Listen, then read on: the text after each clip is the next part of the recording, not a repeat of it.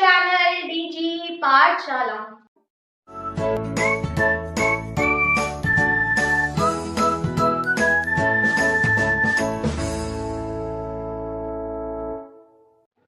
Guys, आज की video का टॉपिक है पैनक्रियाज। तो गाइस, इस वीडियो में मैं आप लोगों को बताने वाली हूँ कि पैनक्रियाज हमारी बॉडी में कहाँ पर लोकेट होते हैं, इसमें कौन कौन से सेल्स होते हैं और वो सेल्स कौन से हार्मोन सिक्रीट करते हैं। तो चलिए स्टार्ट करते हैं। गाइस, पैनक्रियाज जो हमारी बॉडी में प्रेजेंट होते हैं वो duct as well as ductless gland दोनों ही होते हैं, मतलब एक्सोक्राइन ग्लैंड भी होते हैं और एंडोक्राइन ग्लैंड भी। तो इसी वजह से पैनक्रियाज को एंडोक्राइन ग्लैंड भी कहा जाता है। क्यों? क्योंकि जो पैनक्रियाज होते हैं वो duct as well as ductless gland दोनों ही होते हैं, मतलब एक्सोक्राइन भी है और एंडोक्राइन भी है। अगर हम बात करते हैं पैनक्रियाज एक्सोक्राइन ग्लैंड है, तो कैसे है एक्सोक्राइन ग्लैंड? गाइस, पैनक्रियाज में पैनक्रियाटिक जूस सिक्रीट होता है और जो पैनक्रियाटिक जूस होता है वो पैनक्रियाटिक डक्ट के थ्रू ट्रैवल करता है और ड्यूओडेनम में आ जाता है। ड्यूओडेनम क्या होता है? स्मॉल इंटेस्टाइन का पहला पार्ट होता है ड्यूओडेनम। क्लियर? तो जो पैनक्रियाटिक जूस सिक्रीट हो रहा है जिसमें 3 टाइप के एंजाइम्स प्रेजेंट होते हैं, तो पैनक्रियाटिक जूस पैनक्रियाटिक डक्ट के थ्रू ड्यूओडेनम में आता है, वो डायरेक्टली ब्लड के थ्रू नहीं आता। बट अगर हम बात करते हैं कि जो पैनक्रियाज है वो एंडोक्राइन ग्लैंड भी है, तो एंडोक्राइन ग्लैंड कैसे है? पैनक्रियाज में ग्रुप ऑफ सेल्स प्रेजेंट होते हैं और वो सेल्स हार्मोन सिक्रीट करते हैं और जो हार्मोन्स होते हैं वो डायरेक्टली ब्लड में पोर हो जाते हैं और ब्लड के थ्रू अपने टारगेट ऑर्गन और सेल तक जाते हैं और वहां पर अपना फंक्शन परफॉर्म करते हैं। तो दैट्स व्हाई पैनक्रियाज को एक्सो एंडोक्राइन ग्लैंड कहा जाता है। क्लियर? तो गाइस, ये बहुत इंपॉर्टेंट क्वेश्चन है। या तो क्वेश्चन ऐसे आ सकता है that which gland is known as duct as well as ductless gland, या फिर ये आ सकता है which gland is known as exoendocrine gland। तो आप आंसर देंगे पैनक्रियाज। या फिर क्वेश्चन को उल्टा करके पूछ सकते हैं that why pancreas is known as duct as well as ductless gland या exoendocrine gland। तो फिर आपको उसको एक्सप्लेन करना होगा। क्लियर? अब गाइस, बात आती है पैनक्रियाज के लोकेशन की कि पैनक्रियाज हमारी बॉडी में कहाँ पर प्रेजेंट होते हैं। तो इनकी लोकेशन होती है बिहाइंड द स्टमक। जो हमारा स्टमक होता है उसके जस्ट नीचे प्रेजेंट होता है पैनक्रियाज। तो देखिए, मैं आपको डायग्राम की हेल्प से समझाती हूँ। गाइस, ये हो गया हमारा स्टमक। अब स्टमक के नीचे ये जो आप लीफ जैसा स्ट्रक्चर देख रहे हैं, दिस इज पैनक्रियाज। तो जो पैनक्रियाज होते हैं ये लीफ लाइक स्ट्रक्चर होता है। गाइस, यहाँ पर ये डक्ट आप देख रहे हैं, ये डक्ट निकल रही है, इस डक्ट को कहा जाता है पैनक्रियाटिक डक्ट। ठीक है? और गाइस, ये जो डक्ट है ये कहां पर ओपन हो रही है? ये सी जैसे पार्ट में ओपन हो रही है और इसको कहा जाता है ड्यूओडेनम। ये जो ड्यूओडेनम होता है ये स्मॉल इंटेस्टाइन का पहला वाला पार्ट होता है। ठीक है? तो जो पैनक्रियाटिक डक्ट होती है ये कहां पर ओपन होती है? ड्यूओडेनम में ओपन होती है और पैनक्रियाटिक जूस सिक्रीट होता है वो इसी डक्ट के थ्रू ड्यूओडेनम में आता है। क्लियर? तो वो तो हो गया एक्सोक्राइन पार्ट इसका।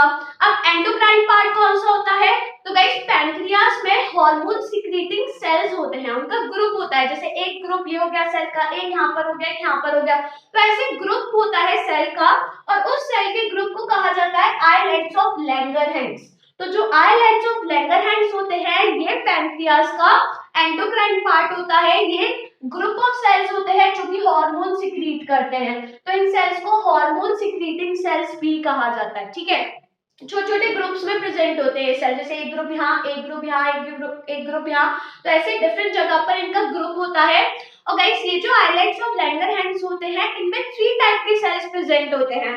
First is beta cell, second is alpha cell and third is delta cell. ये 3 टाइप के सेल्स प्रेजेंट होते हैं और ये जो तीनों सेल्स होते हैं ये हार्मोन सिक्रीट करते हैं, अलग अलग हार्मोन सिक्रीट करता है तीनों सेल। और ये जो हार्मोन सिक्रीट करते हैं हार्मोन्स ब्लड में डायरेक्टली पोर हो जाता है और ब्लड के थ्रू फिर टारगेट ऑर्गन और सेल तक जाता है। क्लियर? गाइस, सबसे पहले आते हैं बीटा सेल पर। तो जो बीटा सेल होते हैं ये कौन सा हार्मोन सिक्रीट करते हैं? Insulin hormone. याद रखिए, बीटा सेल से कौन सा हार्मोन सिक्रीट होता है? इंसुलिन।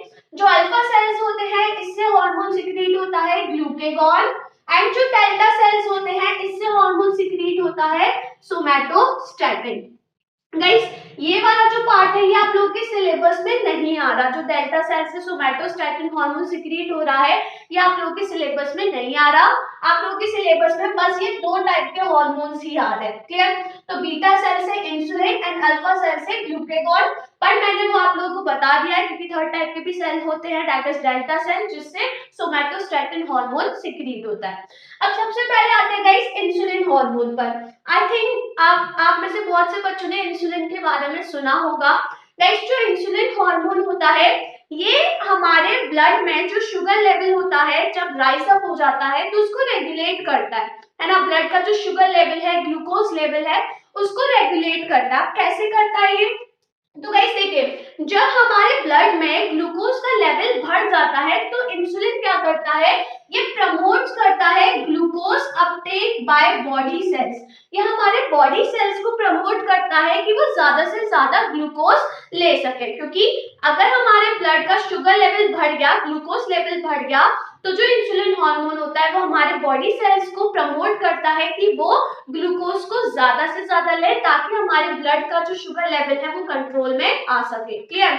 तो इंसुलिन क्या कर रहा है, हमारे बॉडी सेल्स को प्रमोट करता है कि वो ग्लूकोज का अपटेक बढ़ा दे। जब हमारा ब्लड का शुगर लेवल बढ़ जाता है, ब्लड में ग्लूकोज बढ़ जाता है। दूसरा ये क्या करता है, deposition of extra glucose as glycogen in liver and muscle।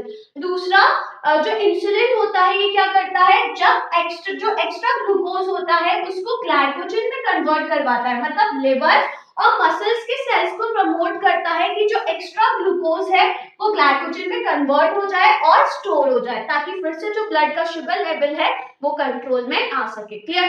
तो गाइस ये दो फंक्शन होते हैं इंसुलिन के, ये फंक्शन याद रखिएगा। अब गाइस क्या होता है, दो कंडीशन हो सकती है।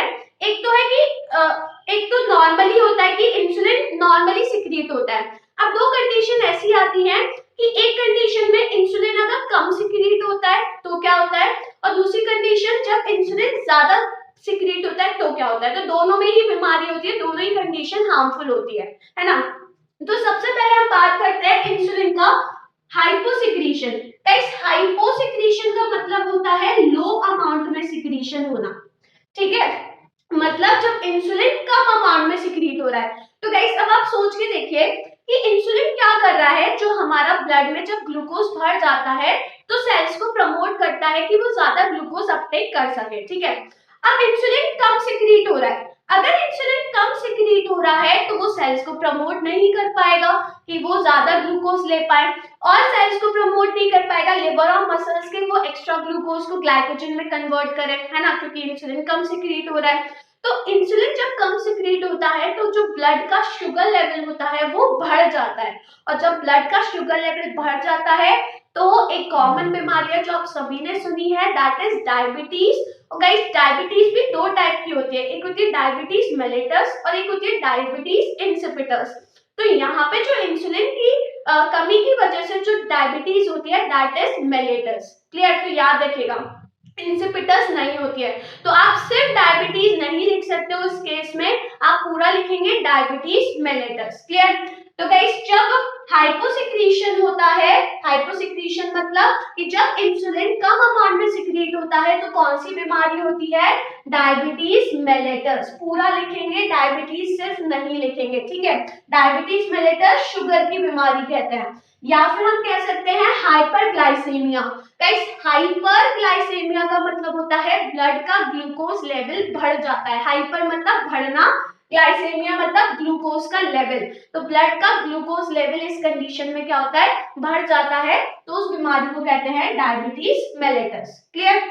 अब इसके सिम्टम्स क्या होते हैं, तो गाइस फर्स्ट सिम्टम है high concentration of sugar in blood. तो ऑब्वियसली ब्लड में जो शुगर का कंसेंट्रेशन होगा वो हाई हो जाएगा। Second, great deal of urine loaded with sugar. जो पेशेंट होगा उसको ज्यादा यूरिनेशन होगी और उसके यूरिन में लार्ज अमाउंट में जो शुगर होगा वो निकलेगा, ठीक है। नेक्स्ट, जो पेशेंट है उसको थर्स्टी फील होगा और साथ में पेशेंट का वेट लॉस हो जाएगा और वीकनेस आ जाएगी। तो ये सारे सिम्टम्स होते हैं डायबिटीज मेलिटस के, क्लियर। अब गाइस दूसरी कंडीशन है कि जब इंसुलिन ज्यादा अमाउंट में सिक्रीट हो रहा है, मतलब जब इंसुलिन का हाइपर सिक्रीशन हो रहा है। हाइपर का मतलब होता है एक्सेस में, हाइपर मींस एक्सेस, कि जब जो इंसुलिन है वो एक्सेस पे सिक्रीट हो रहा है तो फिर क्या होगा। तो गाइस उस कंडीशन में जब इंसुलिन ज्यादा सिक्रीट होता है तो हाइपोग्लाइसेमिया होती है। हाइपोग्लाइसेमिया मतलब ब्लड का जो शुगर लेवल होता है वो कम हो जाता है। आप सोच के देखिए कि इंसुलिन ज्यादा अमाउंट में सिक्रीट हो रहा है, तो जब इंसुलिन ज्यादा अमाउंट में सिक्रीट हो रहा है तो वो ज्यादा से ज्यादा बॉडी सेल्स को प्रमोट करेगा कि वो ज्यादा से ज्यादा ग्लूकोज यूज करे, तो जिस वजह से ब्लड का जो शुगर लेवल होता है वो कम हो जाता है। ठीक है, तो ब्लड शुगर लेवल कम हो जाता है। और साथ में गाइस अगर मान के चलिए कि अगर कुछ मिनट के लिए भी एकदम से शुगर लेवल जब लो हो जाता है तो पेशेंट का जो ब्रेन होता है वो कोमा में जा सकता है। ठीक है, तो ब्रेन कोमा में जा सकता है। और इस कंडीशन को, ये जो हाइपोग्लाइसीमिया कंडीशन है, इस कंडीशन को इंसुलिन शॉक भी कहते हैं। ठीक है, इस कंडीशन को क्या कहा जाता है, इंसुलिन शॉक। गाइस देखिए, जिसको डायबिटीज मेलिटस की बीमारी होती है तो उसके में इंसुलिन पैंक्रियास ज्यादा अमाउंट में सिक्रीट नहीं कर पाते, तो फिर उसको क्या होता है, इंसुलिन के इंजेक्शंस लगाए जाते हैं, है ना। अब मान के चलिए कि हाइपर जो सिक्रीशन है, ये कंडीशन जो हाइपोग्लाइसेमिया कंडीशन है, ये तब भी आ सकती है जब जिस पेशेंट को डायबिटीज मेलिटस है और उसको ज्यादा डोसेस में इंसुलिन के इंजेक्शन लगा दिए जाए। तो जब ज्यादा डोसेस में इंसुलिन के इंजेक्शन लगा दिए जाएंगे तो अगेन उसका जो ब्लड का शुगर लेवल है वो कम हो जाएगा, एकदम से कम हो जाएगा, मतलब हाइपोग्लाइसेमिया कंडीशन आ जाएगी। तो उस केस में भी जो पर्सन होता है वो एकदम अनकॉन्शियस हो जाता है और उस कंडीशन को भी इंसुलिन शॉक कहा जाता है। तो फिर उस केस में क्या होता है, पेशेंट को कुछ मीठा खिलाया जाता है, बिस्किट, मीठे बिस्किट खिलाया जाता है ताकि वो नॉर्मल हो सके। क्लियर। तो गाइस उस केस में भी ये चीज हो सकती है कि जब किसी को डायबिटीज मेलिटस है और उसको ज्यादा डोसेस में इंसुलिन के इंजेक्शन लगा दिए जाए तो अगेन उसको हाइपोग्लाइसेमिया हो जाएगा, मतलब ब्लड का शुगर लेवल एकदम लो हो जाएगा और फिर इंसुलिन शॉक वाली कंडीशन आ सकती है। क्लियर। तो गाइस ये तो हो गया पूरा इंसुलिन के बारे में कि हाइपोसिक्रीशन हो रहा है तो क्या हो रहा है, डायबिटीज मेलिटस, और जब हाइपरसिक्रीशन होता है तो इंसुलिन शॉक। एकदम से जो अगर कुछ मिनट के लिए भी शुगर लेवल कम हो जाता है तो मे भी हो सकता है पर्सन का जो ब्रेन है वो कोमा में चला जाए। क्लियर। अब जो नेक्स्ट सेल आता है दैट इज अल्फा सेल। इस अल्फा सेल से जो हार्मोन सिक्रीट होता है दैट इज ग्लूकेगॉन हार्मोन। अब ग्लूकेगॉन का फंक्शन क्या होता है, that it stimulates liver to convert glycogen into glucose. Guys जो ग्लूकेगॉन हार्मोन होता है ये लिवर के सेल्स को स्टिमुलेट करता है कि जो ग्लाइकोजन था, जो स्टोर हुआ था ग्लूकोज ग्लाइकोजन की फॉर्म में, ग्लाइकोजन को ग्लूकोज में कन्वर्ट कर सके, ताकि जब ब्लड का शुगर लेवल कम हो जाए तो जो ग्लाइकोजन स्टोर है वो दोबारा ग्लूकोज में कन्वर्ट हो सके, ब्लड में आ सके और फिर से ब्लड का जो शुगर लेवल है वो कंट्रोल में आ जाए। क्लियर। तो जो ग्लूकेगॉन हार्मोन होता है ये लिवर के सेल को स्टिमुलेट करता है कि जो ग्लाइकोजन है उसको ग्लूकोज में कन्वर्ट करते हैं। तो ये फंक्शन होता है ग्लूकेगॉन हार्मोन का। लास्ट जो हार्मोन है दैट इज सोमैटोस्टैटिन, जो कि आप लोगों के सिलेबस में नहीं आ रहा पर फिर भी मैं आप लोगों को इसके बारे में बता देती हूँ क्योंकि थोड़ा सही है ये। सोमैटोस्टैटिन का फंक्शन होता है that it inhibit secretion of insulin and glucagon. Guys जो सोमैटोस्टैटिन हार्मोन होता है ये इंसुलिन और जो ग्लूकेगॉन हार्मोन होता है इसके सिक्रीशन को इनहिबिट करता है, मतलब जब इनका अमाउंट ज्यादा अमाउंट में जब ये दोनों हार्मोन सिक्रीट होते हैं तो उसको कम करता है, मतलब रेगुलेट करके चलता है कि इनका सिक्रीशन प्रॉपर अमाउंट में होता रहे। क्लियर। तो ये फंक्शन होता है सोमैटोस्टैटिन का। ये पोर्शन आप लोगों के सिलेबस में नहीं आ रहा, आप लोगों के सिलेबस में बस ये दोनों पोर्शन आ रहे हैं, तो ये चीज याद रखिएगा। क्लियर। तो गाइस जो पैंक्रियाज होते हैं, duct as well as ductless gland होते हैं, इनका जो हार्मोन सिक्रीटिंग सेल्स का जो ग्रुप होता है उसको आइलेट्स ऑफ लैंगरहैंस कहा जाता है। बहुत इंपॉर्टेंट क्वेश्चन है। Beta cells and alpha cells, beta cell से इंसुलिन हार्मोन सिक्रीट होता है, अल्फा से ग्लूकेगॉन हार्मोन सिक्रीट होता है। दोनों हार्मोन के फंक्शन और इंसुलिन का जब हाइपो और हाइपर सिक्रीशन होता है तो कौन सी कंडीशन होती है, तो ये सारी चीजें याद रखिएगा और इसको नोट कर लीजिए। गाइस, अगर आपको ये वीडियो पसंद आई हो तो वीडियो को लाइक करिए, शेयर करिए और अगर आपने अभी तक मेरा चैनल सब्सक्राइब नहीं करा है तो फटाफट से चैनल को सब्सक्राइब करिए। तो अब मैं आपसे मिलती हूँ मेरी अपकमिंग वीडियो में एक नए टॉपिक के साथ। तब तक के लिए बाय बाय।